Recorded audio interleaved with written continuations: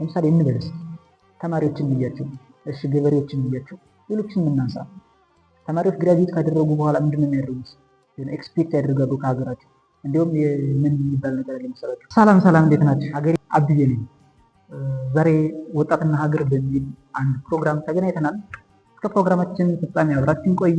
እስኪ ወጣትና ሀገር እንዴት እናየዋለን የሚለውን ሀሳብ እያነሳን ከኔ ጋር እንቆያለን።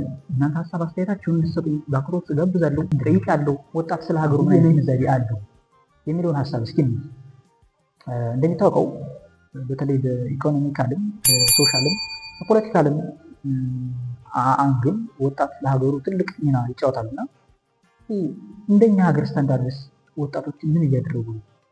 ምን ላይ ነው ያለነው? ኢንክሉዲንግ ያው እኛም ወጣት ስለሆን ምንስ ማድረግ አለብን? ለምሳሌ አሁን ቪዲዮ የሚከታተሉ ሰዎች ትልልቅ ሰዎች እንዳሉ፣ በጣም አድቫንስድ የሆኑ ወጣቶች እንዳሉ፣ ከእነሱስ ምን አይነት ሀሳብ እንጠብቃለን? ምንስ ማድረግ አለብን የሚለውን ሀሳብ እያነሳን ቆይ። እንደሚታወቀው ወጣት እንግዲህ እንዳልኩት ነው ለአንድ ሀገር ኢኮኖሚ፣ ፖለቲካም፣ ሶሻል ኢምፓክትም ትልቅ ተጽዕኖ ትልቅ ሚና መጫወት የሚችል የማህበረሰብ ክፍል ነው። ስለዚህ እንደኛ ሀገር ደግሞ በተለይ እንደኛ ሀገር ስታንዳርድ ወጣቱ ማህበረሰብ በጣም ያስፈልጋል ለአንድ ሀገር እድገት። በተለይ በዲቨሎፕድ ወይም ዴቨሎፕድ ካንትሪ ተብለው የሚጠሩ ሀገሮች አንዳንድ ብዙ የሚነሱ ትርክቶች አሉና አንዲቨሎፕድ ካንትሪ ነው ተብሎ የሚጠራው እስካሁን እና ዋይ ለምን እንደዛ ይሆናል? በተለይ የህዝብ ቁጥርና እድገትስ እንዴት ነው የሚገናኘው? ሀገር የምንለው ነገርስ ምንድን ነው?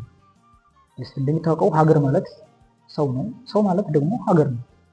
እንዲያውም ጀስት ተራራ ብቻ ኦር ሰምቲንግ ወቴቨር ብቻ ሀገር ሊባል አይችልም እና እንዲሁም ሀገር ማለት ሰው ነው፣ ሰው ማለት ሀገር ነው ያለ ያዝነው አንድ ሙዚቃ ነበር እና በዛውም እሱም ጋበዝኳቸው እና ምን አይነት ሪሌሽንሺፕ ነው መሆን ያለበት? ወጣት ለሀገሩ ምን አይነት ሚና መጫወት አለበት?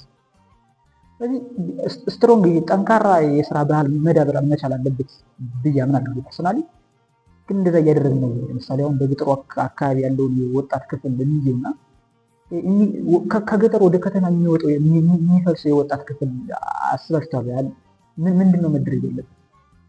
እሺ ከተማ ላይ ያለው እሺ የእድገት ወይም ስልጣኔ የሚለውን ሀሳብ ወጣቱስ እንዴት ነው የሚጠቀምበት ያለው? ስልጣኔ ማለት ጀስት አሁን እንደኛ እንደማየው ስል ግን አሁን ይሄ ኢንክሉዲንግ በጣም ስማርት የሆኑ ወጣቶች እንዳሉ፣ በጣም አሪያ ልናደርጋቸው የሚገቡ ወጣቶች እንዳሉ እንዳለ ሆነ ግን ይህን ነገር እንዴት ነው ማድረግ የሚቻለው? እድገት ከየት ነው ያለው? እድገት አሁን እድገት ሲባል ምን አይነት እድገት ነው? በምንድን ማደግ ነው? ሆሪዞንታል እድገትና ወደ ጎን ማደግና ወደ ላይ ማደግ የሚባል ነገር አለ። ወደ ጎን ማደግ ማለት ነው ጀስት በቃ ሀብታም የመሆን ነገር፣ የሀብት የመሰብሰብ ነገር፣ ዌልዝ የማግኘት ነገር እንዴት ነው የሚሆነው? ለምሳሌ እንበልስ ተማሪዎችን ብያቸው፣ እሺ ገበሬዎችን ብያቸው፣ ሌሎችን የምናንሳ። ተማሪዎች ግራጁዌት ካደረጉ በኋላ ምንድን ነው የሚያደርጉት? ኤክስፔክት ያደርጋሉ ከሀገራቸው። እንዲሁም ምን የሚባል ነገር አለ መሰላችሁ? ሀገሬ ለእኔ ምን አደረገችልኝ ሳይሆን እኔ ለሀገሬ ምን አደረግኩላት የሚል ሀሳብ አለው ጭንቅላታችን ውስጥ።